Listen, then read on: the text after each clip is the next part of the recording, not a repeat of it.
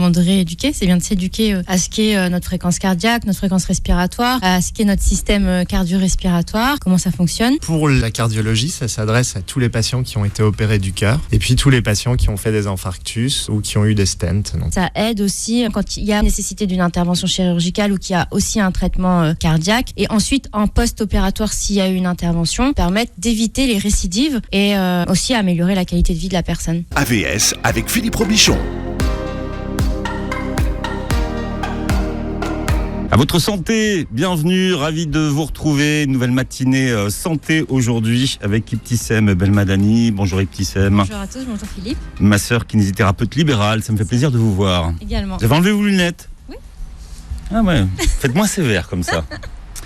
Docteur Mathieu Bernard est avec nous, bonjour Doc. Bonjour à tous, bonjour Philippe. Cardiologue, hypnothérapeute, spécialiste du sommeil et bénévole à la Croix-Rouge. Non, c'est pas vous ? C'est pas moi, non. J'ai vu ça dans un article de presse. Ça devait pas être le bon Mathieu. C'était un homonyme. Mais non, c'était vous. Ça parlait de cœur en tout cas. Je sais pas, ils vous ont gratifié d'un bénévolat à la Croix-Rouge. Il faudra me montrer l'article. Ça doit être des Bretons à mon avis. En tout cas, vous avez écrit Le cœur, notre autre cerveau chez Larousse. Dans quels sont les champs d'application pour vous de l'hypnose par exemple? L'hypnose, on a des tas. Les allergies, les phobies, les troubles du sommeil, le stress, la timidité, la confiance en soi, mince, j'ai un trou, il y en a tellement. Il y en a tellement. Aimez-vous le sevrage tabagique, pardon, l'amincissement et les sevrages de toute addiction. Merci. Et ça fonctionne. Hein. Et ça fonctionne. Bien, on va parler de la rééducation cardiovasculaire et respiratoire pour commencer cette émission. C'est un processus interdisciplinaire, quelque chose que tout le monde ne connaît pas. À qui ça s'adresse? Quelles sont les indications? Alors, pour la cardiologie, ça s'adresse à tous les patients qui ont été opérés du cœur, qui ont eu soit en général un problème de valve, donc valve qui a été réparée ou remplacée, ou un problème d'artère coronaire qui a été pontée. Le pontage sur une artère, c'est comme un itinéraire bis sur une autoroute. Quand il y a un bouchon sur l'autoroute, on prend une voie de déviation. Donc le pontage, c'est la même chose. On prend une artère que l'on vient dériver et aboucher après le bouchon sur l'artère. Et puis tous les patients qui ont fait des infarctus ou qui ont eu des stents, donc c'est-à-dire des petits ressorts que l'on met dans les artères quand celles-ci sont encrassées. Bien, les médicaments ont fait beaucoup de progrès, mais on ne peut pas tout attendre d'eux en tout cas. Non, les médicaments, alors si on prend spécifiquement les artères coronaires, enfin ou les artères encrassées en règle générale, les médicaments permettent d'éviter l'extension de ce rétrécissement, mais il ne permet pas de revenir en arrière et de le supprimer. Pourquoi est-ce qu'il faut, on va dire, rééduquer entre guillemets les cardiaques? Pourquoi c'est important, Ibtissem? Pour plusieurs choses. Alors déjà, de manière préventive, c'est bien de s'éduquer. Tout d'abord, avant de rééduquer, c'est bien de s'éduquer à ce qu'est notre fréquence cardiaque, notre fréquence respiratoire, à ce qu'est notre système cardio-respiratoire, comment ça fonctionne. Et puis, ça permet aussi justement de prévenir toutes ces insuffisances cardiaques, respiratoires, prévenir les risques d'infarctus. Et puis ensuite, ça aide aussi, même précocement, quand il y a aussi nécessité d'une intervention chirurgicale ou qu'il y a aussi un traitement cardiaque, d'accompagner le patient à un mieux-être au quotidien. Et ensuite, en post-opératoire, s'il y a eu une intervention, à permettre d'éviter les récidives et aussi améliorer la qualité de vie de la personne. Tout le monde sait ce que c'est que la fréquence cardiaque? On peut poser la question à vos auditeurs. Ouais. Est-ce que tout le monde d'ailleurs connaît sa fréquence cardiaque? C'est quoi la fréquence cardiaque? Les gens pensent savoir ce que c'est parce que la plupart des personnes aujourd'hui ont des montres connectées, donc on arrive à voir ses battements, ses pulsations, etc. Mais ils ne savent pas. Beaucoup de personnes, en tout cas, ont déjà vu ce que c'était, voir son petit cœur battre, etc. Ou bien sur des appareils de rééducation justement ou d'activité physique comme le stepper, le vélo elliptique. On peut voir ses pulsations. Mais forcément, peut-être la fréquence cardiaque, peut-être si le docteur pouvait redéfinir. C'est simplement le nombre de battements, donc le nombre de contractions du cœur par minute. D'accord. Et la normale est située au repos entre 60 et 80, en sachant que dès que l'on fait un effort, le cœur accélère. Ça, c'est quelque chose de physiologique. J'ai regardé, d'ailleurs, en parlant de fréquence cardiaque, je regardais un autre indicateur, c'est ce qu'on appelle la fréquence cardiaque maximale. C'est ça, c'est pour ceux qui théorique. Oui. Alors, qu'est-ce que c'est que ça ? C'est en théorie la fréquence cardiaque que le cœur n'a pas la capacité de dépasser dans des conditions normales. Donc elle est égale à 220 moins votre âge. Donc ça, c'est une fameuse formule à prendre ou pas avec des pincettes. Oui, puisque en fait il y a moins votre âge, mais en réalité il y a moins votre condition aussi, votre masse graisseuse, votre capacité à l'effort déjà quotidiennement. Et d'autres critères encore avec les facteurs de risque, notamment diabète, cholestérol, etc. Ça sert à quoi d'ailleurs cette fréquence cardiaque maximale ? Ça sert à élaborer des objectifs principalement, notamment alors sur un test d'effort.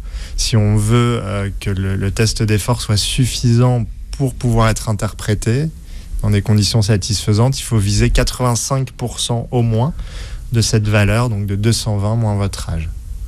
Il faudrait donc s'entraîner à 85% de votre fréquence cardiaque maximale. Là, on est vraiment sur un test diagnostique. Ouais. Après, Miptissem le sait certainement mieux que moi. En fonction de ce que vous voulez faire lors d'un entraînement cardio, vous allez fixer un certain seuil. Si vous voulez être en perte de graisse, de mémoire, c'est 78 à 82% de cette FMT. Si vous voulez après avoir un fonctionnement aérobie, c'est-à-dire en utilisant l'oxygène, on est un petit peu au-delà. Et puis le mécanisme anaérobie, où on produit de l'énergie sans utiliser d'oxygène, c'est encore au-delà. Et puis au-delà de ce seuil, on est dans la zone rouge. Et là, c'est pas bon. Alors, aérobie, anaérobie... Rien à voir, pardon. Avec l'aérobic, non ? Ni avec l'apéro. Non, avec l'apérobic, ouais. En fait, l'organisme a différents moyens pour produire de l'énergie. Et donc, on a différents mécanismes. Et plus l'intensité est élevée, plus le cœur bat vite. Et on va changer, en fait, en fonction de cette intensité et de cette fréquence cardiaque, on va changer de mécanisme de production d'énergie. Est-ce que les gens qui ont une fréquence cardiaque maximale, donc élevée, ont des meilleures performances que ceux qui ont des fréquences cardiaques basses ?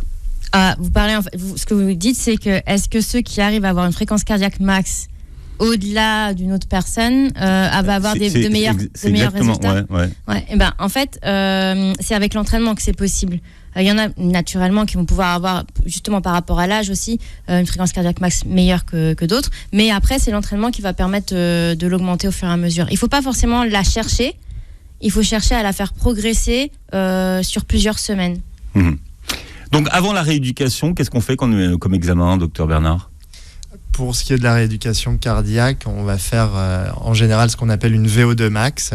Donc c'est un test d'effort qui a lieu sur vélo ou sur tapis avec le port d'un masque qui va pouvoir mesurer la consommation d'oxygène. Et donc on obtient différents paramètres. On fait une sorte de photographie avant de débuter la rééducation, ce qui permet de faire un programme adapté en fonction des performances. Au milieu de cette rééducation, on fait en général un test d'effort simple et à la fin, on refait cette fameuse VO2 max pour voir s'il y a eu effectivement une progression.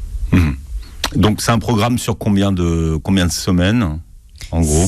À peu près 5 à 6 semaines. Ça peut être plus en fonction de ce qui est recherché. D'accord. Classiquement, on part sur 20 séances qui sont réparties entre 3 et 5 fois par semaine. Ah, moi j'ai cru que c'était à vie, ce programme-là, en fait. Alors, bien sûr, en entretien et en accompagnement, il y a une nécessité de toujours travailler un petit peu son endurance, de travailler ses capacités respiratoires et cardiaques. Maintenant, on est en train de parler là, par exemple, d'un post-opératoire ou une personne qui aurait déjà eu des signes cardiaques inquiétants et qui ont besoin justement de réapprendre ce qui a été perdu au niveau cardiaque. Et tout à l'heure, le docteur parlait de VO2 max, mais en fait, on parle à la fois de fréquence respiratoire et de fréquence cardiaque. Ce sont deux éléments qui sont corrélés l'un ensemble. On a fait un peu l'amalgame, mais en fait, c'est la même chose. C'est pas la même chose, mais ça se correspond parce que le système cardiaque est interdépendant du système respiratoire et tout ça, c'est ce qui fait marcher notre corps dans sa globalité. Bon, d'abord, on va voir le cardiologue alors, avant d'aller voir la kiné. Oui. C'est un travail d'équipe. Comme vous l'avez dit, c'est une prise en charge multidisciplinaire. Et ce qu'il faut bien comprendre, c'est que cette rééducation, elle doit être progressive et elle doit être régulière. Si vous allez une fois par mois à la salle de sport, vous n'en tirerez aucun bénéfice. Exactement. Et ce que vos auditeurs doivent comprendre aussi, c'est que c'est une aide, c'est un pied à l'étrier. Et sitôt la rééducation terminée, il faut que les patients continuent dans cette même dynamique, continuent à faire de l'entraînement cardio. Sinon, tout le bénéfice de cette rééducation sera perdu. Et cette éducation au sein de la rééducation, elle est utile à cela aussi. Vraiment donner l'envie, redonner de la confiance aussi. Parce que quand on vient d'être opéré du cœur, qu'on a eu la paillasse fendue, comme on dit dans notre jargon, il y a des mouvements qu'on n'ose pas faire. On se dit mince, j'ai peur, je vais avoir mal, etc. Et cette rééducation, elle permet vraiment de montrer au patient ce qu'il est capable de faire, ce qu'il peut faire, ce qu'il ne doit pas faire. Car que l'aspect psychologique est presque aussi important. Évidemment. Pour le regain de la confiance en soi. Oui, et puis une meilleure connaissance de son corps aussi, parce que dans cette appréhension, il y a plusieurs choses. Il y a la douleur, il y a le fait qu'on ait une cicatrice sur soi, et puis ensuite, il y a cette histoire de j'ai eu des palpitations, ou j'ai eu d'autres signes au niveau de mon cœur, et de se reconnaître aussi, de savoir comment son cœur fonctionne, comment cette machinerie avec la respiration fonctionne pour se sentir à l'aise dans les efforts du quotidien. Est-ce que les patients qui doivent en bénéficient aujourd'hui, ou alors c'est encore trop sous-estimé comme rééducation ou réadaptation ? Moi, je dirais que c'est sous-estimé. Je dirais la même chose. Ouais. Pourquoi ? Parce que les gens ne connaissent pas on leur propose pas ou Il y a plusieurs éléments. En fait, il y a le fait déjà qu'il y a un manque d'offres par rapport à la demande, au nombre de personnes qui auraient une insuffisance cardiaque ou des risques cardiovasculaires, un manque de centres tout simplement de réadaptation et de rééducation cardiovasculaire. Ensuite, il n'y a pas suffisamment d'organisations multidisciplinaires en réseau locaux dans les communes. Dans notre commune, là où je travaille actuellement, c'est faisable parce qu'on a un cabinet médical, un centre médical à côté de chez nous, et le centre hospitalier où on peut prendre, qui est spécialisé en cardiologie, est tout près également. Mais il y a plusieurs conditions pour que cette rééducation puisse se faire, et si ces conditions ne sont pas là, logistiques, c'est pas possible. Et puis ensuite, il y a aussi le fait que pour les patients, de savoir que leur rééducation, elle va se faire sur du long terme. Il y a une observance aussi peut-être qu'on n'a pas si le cabinet est trop à distance, ou si le patient comprend que ça va être quand même long sur le temps. C'est aussi un effort du patient autant que des équipes disciplinaires professionnelles pour que ça puisse se mettre en place. Je pense que ça fait partie des éléments qui freinent les choses. Cette rééducation, elle se fait chez le kiné ? Oui, c'est pas seulement chez le kiné, ça peut aussi être dans des centres adaptés. Ouais. C'est ce que je disais, malheureusement il en manque. Et lorsqu'il en a, il n'y a pas suffisamment de place. Il y a à peu près moitié de place d'offerte par rapport au nombre de personnes qui en auraient la nécessité. Bon, c'est vous le cardiologue qui évaluez la capacité d'effort du patient ? C'est pluridisciplinaire, donc non, vous n'êtes pas tout seul, donc. Non, parce que ça peut très bien être le cardiologue. Parce qu'en fait, ce qui se passe, c'est que... Non, mais qui va dire, voilà, il faut travailler à telle intensité... ça fonctionne en équipe. Ça fonctionne en équipe. Alors après, je pensais que la question c'était par rapport au diagnostic. Bien sûr, c'est le cardiologue qui va faire le diagnostic. Alors après, les patients n'ont pas forcément systématiquement la pensée d'aller voir un cardiologue. Ils se rendent pas compte en fait que ce qu'ils ont déjà, c'est une insuffisance respiratoire ou c'est une insuffisance cardiaque. Ils pensent que c'est peut-être de la fatigue ou c'est peut-être. Donc ils vont pas forcément directement aller consulter. Ils vont peut-être consulter leur médecin traitant, si c'est possible, et sinon les praticiens paramédicaux qui sont les plus proches, infirmiers, kinés ou autres praticiens, et ensuite nous on va alerter et demander à ce qu'un diagnostic soit fait. C'est un programme à la carte, vraiment. Ouais. C'est vraiment chacun son programme. Son programme. Oui. En termes de nombre de séances, en termes d'intensité, d'objectifs, c'est vraiment quelque chose d'adapté. Régulier et progressif, ouais. Et réévaluer constamment. Voilà, là, on est trop, là, on n'est pas assez, on progresse, on diminue. D'où l'importance que les équipes soient localement proches pour que cet échange se fasse simplement. Qu'est-ce qu'on fait comme exercice alors ? Et qu'est-ce qu'on travaille dans cette rééducation UTSM ? Ce qu'il faut comprendre, c'est que tout notre corps a besoin de notre cœur et de nos poumons pour pouvoir fonctionner correctement. L'objectif de la rééducation cardio-respiratoire, justement, c'est de refaire fonctionner ces organes-là pour pouvoir nourrir, alimenter tout notre corps à se mouvoir. Maintenant, quand on fait un mouvement, ce qui se passe, c'est que nos muscles vont faire un effet pompage qui vont aider justement le cœur, qui est un muscle aussi qui s'appelle le myocarde, et qui vont stimuler ce muscle en fait. Donc du coup, il y a un échange entre le muscle du cœur et nos muscles autres. Ça fait un système de pompage. Donc on va travailler les bras, on peut très bien travailler juste des bras, on peut travailler les jambes, ça peut réveiller la pompe cardio-respiratoire, on peut travailler même ne serait-ce que notre dos, nos abdominaux, mais le tout, c'est que tous nos muscles fonctionnent en concordance pour que on relance un rythme régulier, équilibré au niveau cardiaque et respiratoire. Docteur Bernard, c'est ça qu'on appelle le cardio-training. C'est ça. Ouais, cardio-training.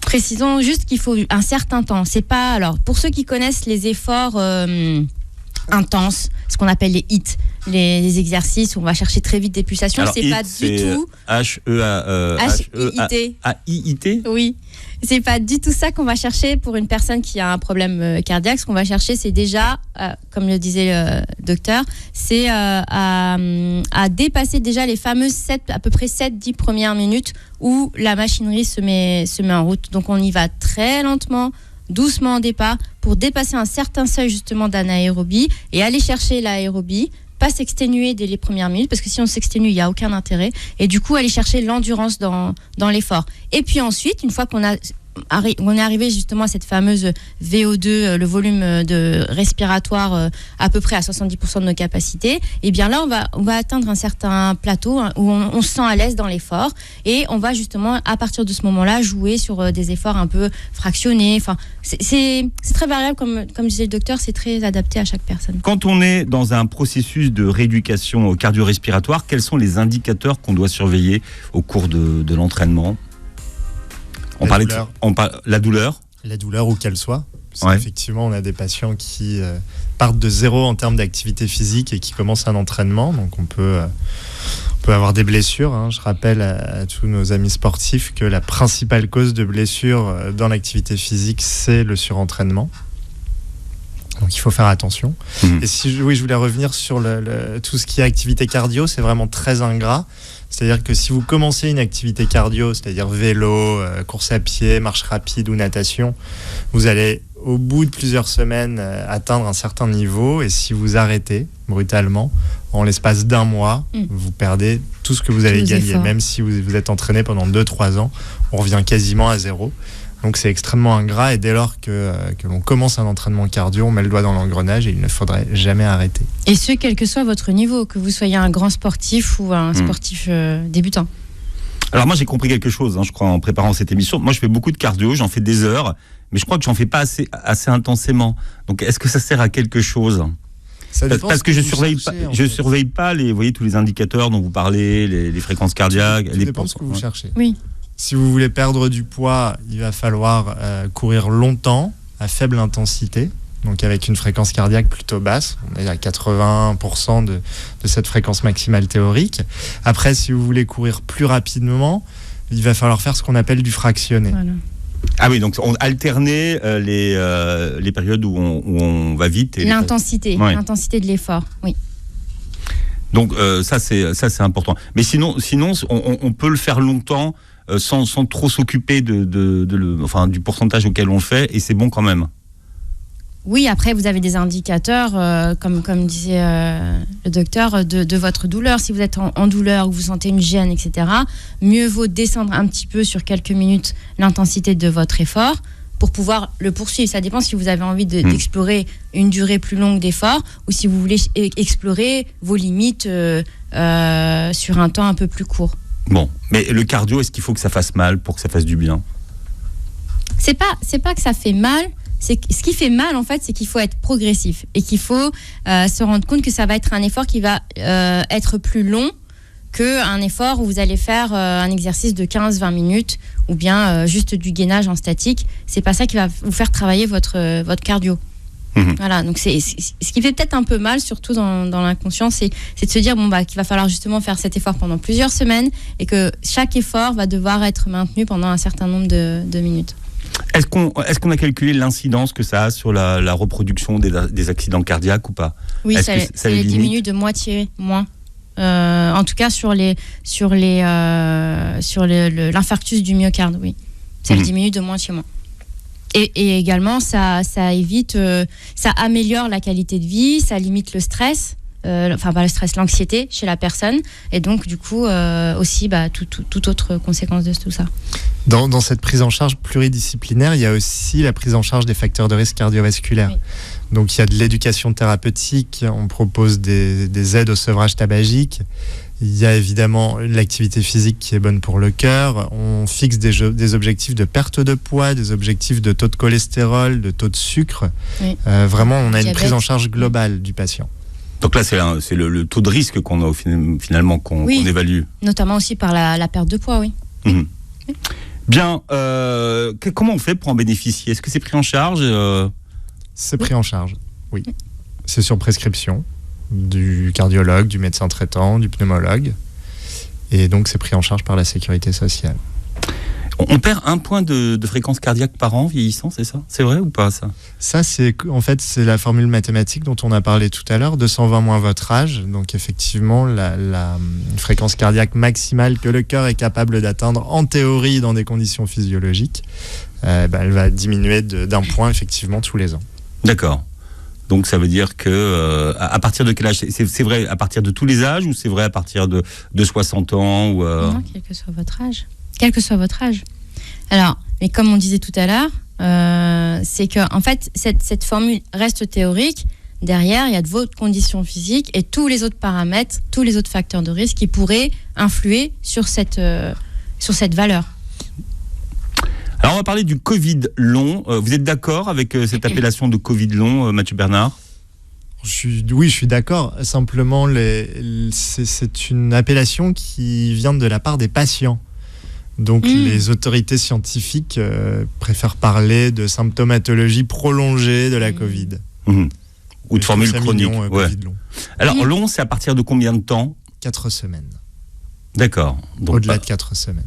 D'accord. Donc là, Mona qui nous disait tout à l'heure que ça durait 3 semaines et demie, elle était à la limite du Covid long. Quels sont les symptômes ? Tout un tas. Comme avec cette cochonnerie de Covid. On a des atteintes. En fait, il faut comprendre que le virus a une affinité pour plusieurs éléments de notre organisme, le cœur, les intestins et le système nerveux, et notamment ce qu'on appelle le système nerveux autonome, qui est ce système inconscient qui permet de gérer notre physiologie corporelle, donc notre digestion, nos battements cardiaques, notre pression artérielle, notre respiration, etc.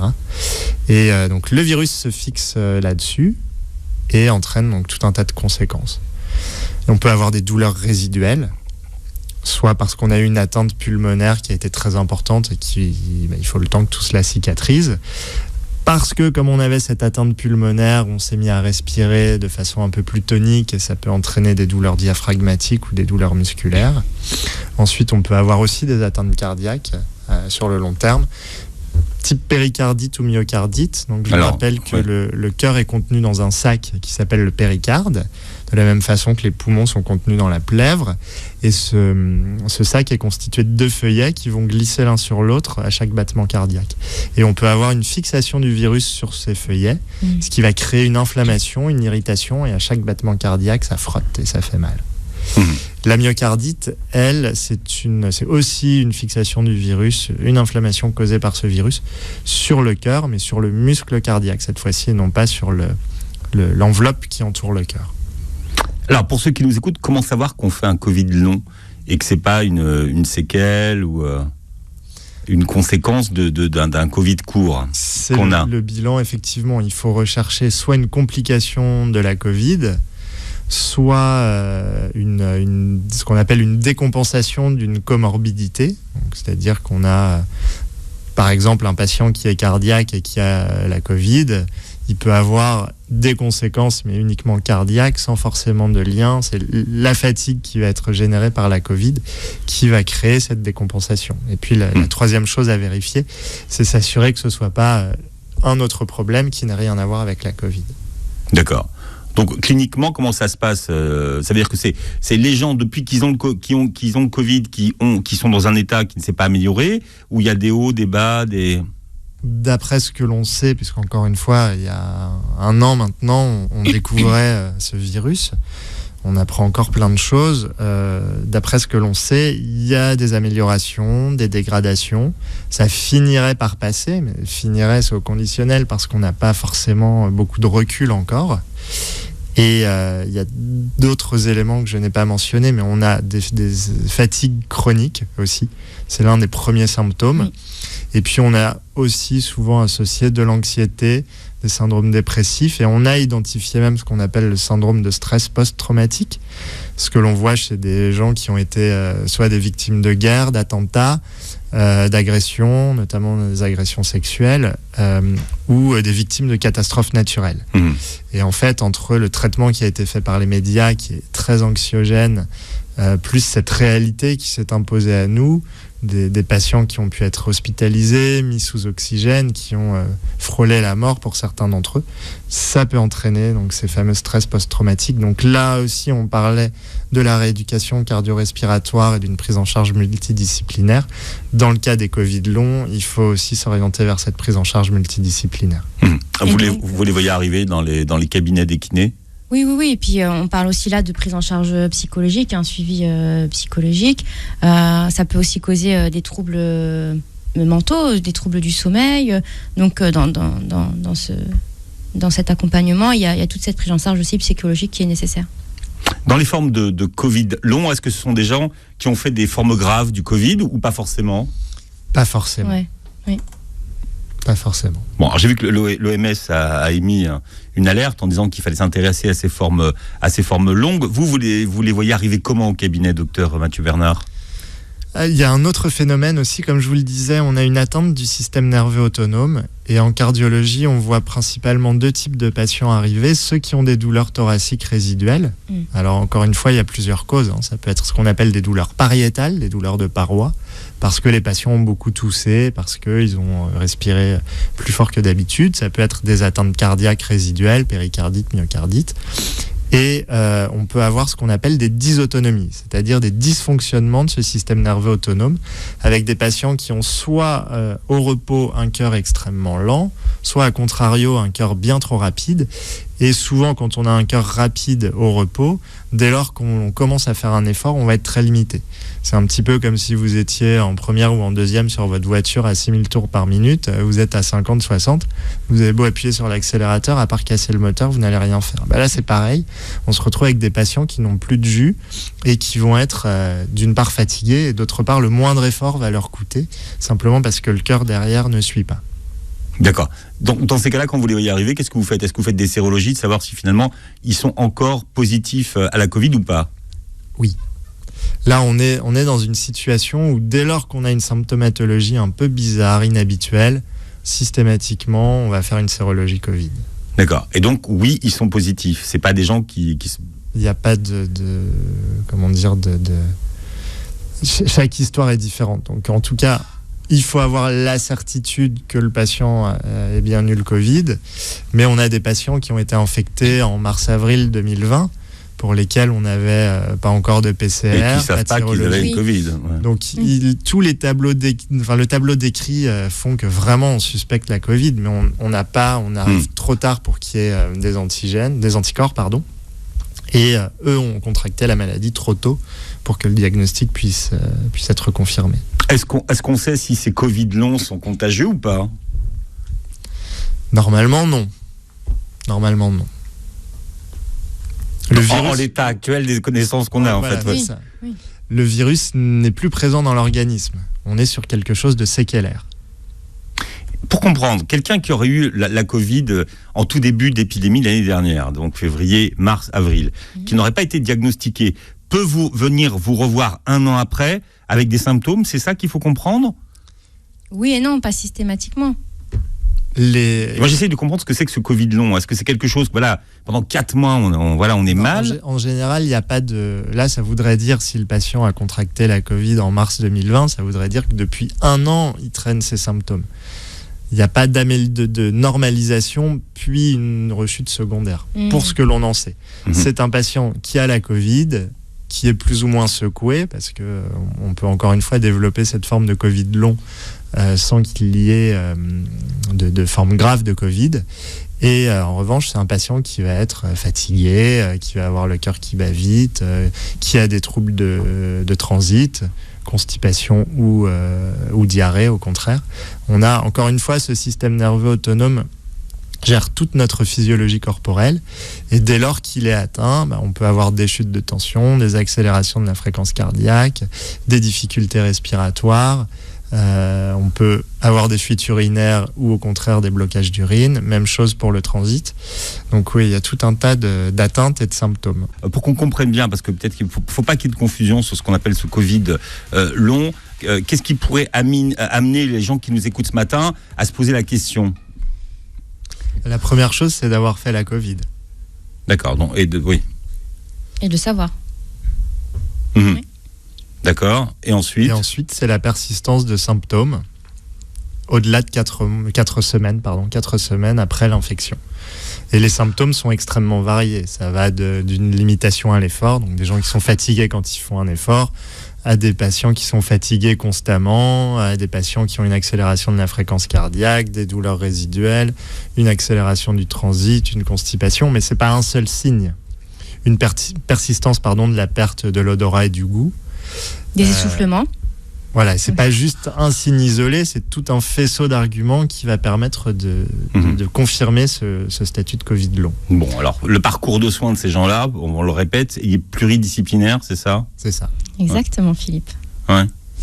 Donc, par exemple, pour les essoufflements, comment on les prend en charge ? Alors, ça va faire partie, si ces personnes ont eu des essoufflements et à la fois d'autres signes, type signe cardiaque, il va y avoir ce qu'on appelle cette fameuse rééducation cardio-respiratoire. Si ces personnes ont juste des essoufflements, et ça dépend de la durée des essoufflements, si c'est des essoufflements juste au moment d'un effort intensif, par exemple, monter 4 étages à toute vitesse, ça va être différent d'une personne qui monte juste un étage et qui, même à rythme lent, est déjà essoufflée. Donc là, en fonction de là où elle se trouve, on lui fait répondre à une grille d'évaluation et on lui fait passer un certain nombre de tests initiaux pour savoir à quel stade elle est. Et en fonction de ça, de là où elle part, on va pouvoir améliorer le temps le délai auquel va apparaître ces essoufflements. Mmh.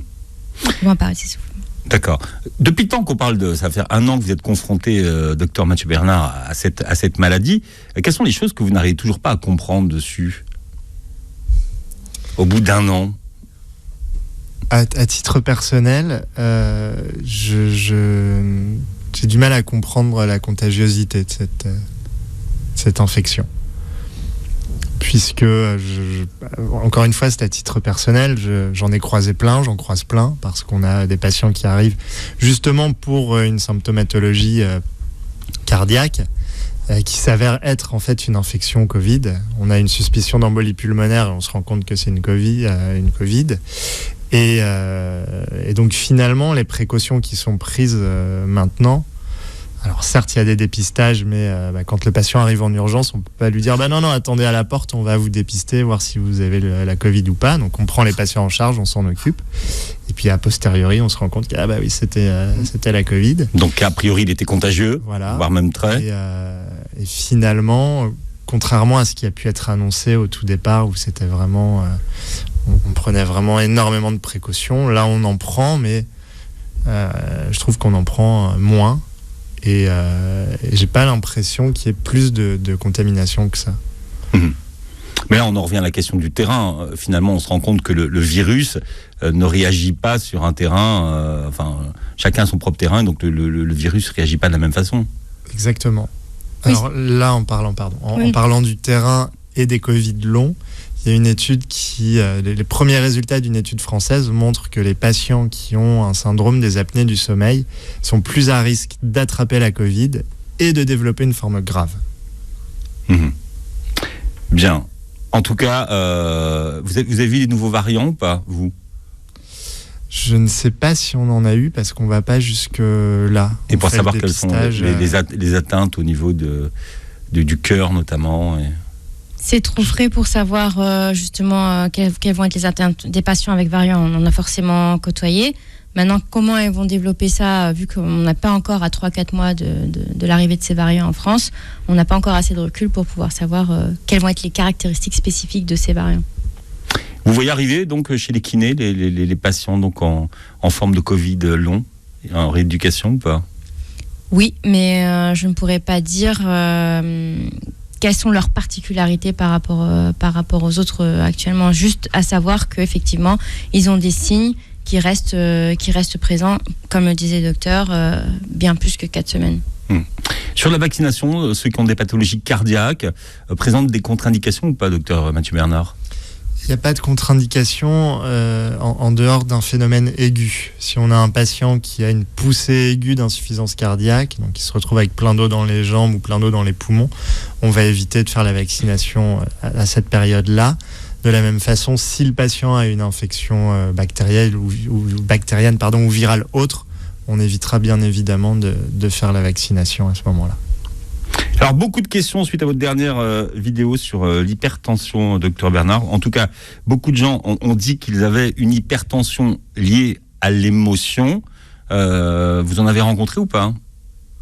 Dans la vraie vie? Ouais, est-ce qu'ils sont venus vous voir depuis l'émission? Ouais, parce qu'il y en a plein qui mettent en commentaire, qui se sont retrouvés dans ce que vous décriviez, en fait. Ah oui. Parce que c'est vrai. Parce que c'est vrai, oui. Tout simplement. Nos émotions influent sur notre organisme. En fonction de la manière dont on va gérer, que ce soit des situations de stress ou que ce soit les émotions qu'on va ressentir, et déjà de les reconnaître ou pas, en fonction de ça, on va avoir effectivement des signes, par notre système autonome notamment, qui vont nous prendre comme ça, rougir, chauffer, avoir un rythme cardiaque qui augmente, avoir de la tension, etc. Et donc si après on a cet apprentissage et cette meilleure connaissance de soi, c'est plus facile à gérer et c'est plus facile de réguler sa tension, d'où l'intérêt notamment aussi de l'hypnose et d'autres méditations. Mmh. Donc vous validez? Tout à fait. Hypertension et émotion. Oui. C'est bien, on est 3 avec vous. D'ailleurs, on parle des hyper-émotifs, non? C'est intéressant ça, allez-y. Bah. Alors déjà, j'ai fait une émission cette semaine, on m'a dit qu'hypersensible, ça n'existait pas. Alors c'est quoi qui existe? En tout cas, hypersensible, ça n'existe pas. Alors donc, est-ce qu'hyper-émotif, ça existe? Est-ce que les hyper-émotifs ne sont pas des émotifs, tout simplement? Oui, des émotifs peut-être qui n'ont pas une régulation de leurs émotions équilibrée, on va dire. Comment savoir si on a des problèmes de cœur, docteur Mathieu Bernard? Il faut l'écouter. C'est-à-dire? Eh bien, le cœur a son langage et c'est à travers ses symptômes que les symptômes sont les mots de ce langage, en fait. Et donc, les principaux symptômes cardiaques sont au nombre de 4. Vous avez la douleur dans la poitrine. Ça n'est pas forcément une douleur cardiaque, mais j'invite les patients à consulter au moins leur médecin traitant dès lors qu'ils ont mal dans la poitrine. Il vaut mieux consulter pour rien plutôt que de subir des complications parce qu'on aurait consulté trop tard. À quel niveau? À quel niveau? De la poitrine. Partout dans la poitrine, n'importe où. Ensuite, vous avez l'essoufflement, ce qu'on appelle la dyspnée en langage médical. Vous avez les malaises. Donc les malaises, ça peut être juste cette sensation d'avoir la tête un petit peu qui tourne, une petite sensation vertigineuse, et ça peut aller jusqu'à la syncope, la perte de connaissance. Et puis vous avez les palpitations, les fausses notes que peut faire votre cœur dans sa partition. Donc ça, c'est un signe, une indication? C'est une indication, oui. À consulter. À consulter. Quels sont les signes d'un cœur fatigué? C'est toujours les questions que des internautes. Les signes d'un cœur fatigué, alors ça peut être cette limitation à l'effort, c'est-à-dire quelqu'un qui habituellement va chercher son pain à 1 kilomètre parce que la boulangerie est meilleure, et puis progressivement, eh bien, il va aller à celle qui est à 300 mètres, elle est moins bonne, mais il n'a pas la capacité d'aller au-delà. Et en fait, ça se fait souvent inconsciemment, cette limitation. Et la personne va chercher à justifier.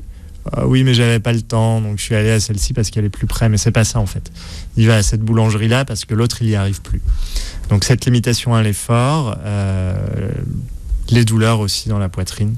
Quand on fait un effort et qu'on a mal dans la poitrine, ça peut signifier un cœur qui commence à fatiguer. Et puis surtout l'essoufflement, le cœur fatigué. Le cœur, c'est une pompe qui fonctionne à l'électricité. Et quand cette pompe, elle dysfonctionne, le sang va s'accumuler en amont. Puisque le cœur n'arrive plus à propulser suffisamment de sang, le sang s'accumule, donc le niveau de l'eau monte en fait. Et en amont du cœur gauche, on a les poumons. Donc quand le niveau de l'eau monte dans les poumons, on a de l'eau dans les poumons et cette eau, elle empêche de bien respirer. Donc finalement, on s'adapte avec les symptômes et on les fuit, quoi. C'est ça, mais exactement. Inconsciemment, on va diminuer ses capacités, puisqu'on sait qu'on ne peut pas aller au-delà. Et quand on demande au patient s'il est essoufflé, fatigué, non, tout va très bien. Et puis quand on lui demande de réfléchir, ah oui, effectivement, c'est vrai qu'avant, quand je sortais le chien, je faisais un tour de 2 heures et maintenant, je fais plus que 30 minutes. C'est pour ça que l'interrogatoire doit être orienté et qu'on a des grilles d'évaluation justement qui nous permettent de dire par exemple est-ce que cette personne elle est capable de faire 100 mètres, 50 mètres, 1 kilomètre ou bien monter 1 étage, 2 étages. Voilà, on a des indicateurs très précis qui nous permettent d'évaluer ça objectivement. Quels sont les symptômes des artères qui se bouchent ? Est-ce qu'il y en a, docteur ? Alors, si les artères se bouchent au niveau cardiaque, on va avoir des douleurs dans la poitrine. Ça, c'est le principal symptôme. Si les artères se bouchent au niveau des jambes, on va avoir des douleurs en marchant, ce qu'on appelle la claudication intermittente. Claudication, c'est un synonyme de boiterie. Et intermittente, c'est parce que vous marchez, ça va bien, et au bout de 300 mètres, vous commencez à avoir mal. Vous arrêtez de marcher, vous attendez, vous repartez 300 mètres, la douleur revient et ainsi de suite. Donc ça, c'est un signe très évocateur des artères qui se bougent. Voilà, d'artériopathie oblitérante des membres inférieurs. Et puis, si les artères se bouchent au niveau du cou, là, on peut avoir des accidents vasculaires. Donc, tout symptôme neurologique transitoire, une baisse de vision, une perte de parole, une diminution de force dans un des membres ou une paralysie. Ça peut orienter vers un rétrécissement des artères. Et dernière chose, on a aussi les artères des reins qui peuvent souffrir de ces rétrécissements. Et donc là, ça évoluera vers une insuffisance rénale. Le problème de l'insuffisance rénale, c'est que c'est quelque chose d'asymptomatique et on ne le détecte que sur une prise de sang. Donc il faut, même pour les patients en bonne santé qui nous disent « Ah mais moi j'ai jamais vu le médecin, je suis en parfaite santé ». Non, c'est pas parce qu'on n'a jamais vu le médecin qu'on est forcément en parfaite santé. Donc allez consulter quand même de temps à autre pour un petit bilan biologique. Pour les artères du cou, il y a forcément des symptômes ou pas ? Des alertes ou pas ? Non, on peut avoir des sensations de malaise aussi, puisque dès lors que le cerveau n'est pas assez irrigué, il se met sur off et pouf, on tombe. Vous parliez tout à l'heure des douleurs thoraciques résiduelles. Est-ce qu'elles sont vraiment différentes que des douleurs de poitrine ou c'est la même chose ? Chez les patients Covid ? Chez les patients en général. Comment est-ce qu'on peut finalement faire la distinction entre les symptômes d'un Covid ou quelqu'un qui commence à avoir des problèmes de cœur ? C'est l'art. C'est l'art du diagnostic, c'est ça ? C'est l'art du diagnostic, oui. Ouais. C'est l'expérience. Comment vous expliquer ça ? Et après, objectivement, il y a l'électrocardiogramme, mais on ne va pas systématiquement faire un électrocardiogramme quand il y a cette différenciation à faire. Après, c'est le docteur qui sait mieux que moi, mais... Il y a ce qu'on appelle, ce qu'on voit dans les livres, et puis il y a ce que la vie nous réserve. Et donc... On a des patients qui ont des tableaux pour lesquels on se dit non mais c'est pas possible, ça peut pas être ça, et puis on a quand même des présomptions, on se dit bon on va quand même vérifier. On a des examens qui nous permettent de vérifier, après il faut réussir à graduer, on va pas sortir la grosse artillerie pour écraser une mouche. Et donc voilà, c'est en ça que je vous disais, c'est l'art du diagnostic où on va peser le pour et le contre, choisir tel examen pour infirmer ou confirmer nos hypothèses. Et puis il y a aussi l'importance de cet accompagnement, ce suivi qui se fait si le patient va régulièrement chez son cardiologue ou s'il va voir un cardiologue lambda puis un autre, ça va pas être le même accompagnement. Le cardiologue qui voit son patient 3 fois, 4 fois, au bout d'un certain temps, finit par quand même assez bien connaître les symptômes de son patient, et quand vous voyez vraiment qu'il y a un gros changement, c'est pareil que ce qui se passe chez nous au cabinet. On voit un patient le matin qui est arrivé, qui n'est pas comme à son habitude, un peu pâle. Enfin, il y a plusieurs signes. Donc l'importance du suivi est essentielle, et puis l'écoute du patient, l'écoute de ce qu'il décrit en fait. Et savoir avoir une écoute aussi, au-delà juste du propos, mais aussi une écoute de tout ce qui est non-verbal, etc. Oui, mais quand les gens vont voir le cardiologue, c'est peut-être trop tard finalement. Ça dépend à quel moment ils vont le voir. Oui, parce que est-ce que les gens vont voir le cardiologue en prévention ? Ce serait bien. Certains c'est idéal, oui. Mais il faut comprendre, et là je vais peut-être effrayer vos auditeurs, mais il faut comprendre qu'on travaille avec l'humain et qu'il n'y a pas la droite ligne du parti. C'est-à-dire qu'en médecine, pas une personne qui détient la vérité, qui a raison, il n'y a pas une seule façon de faire.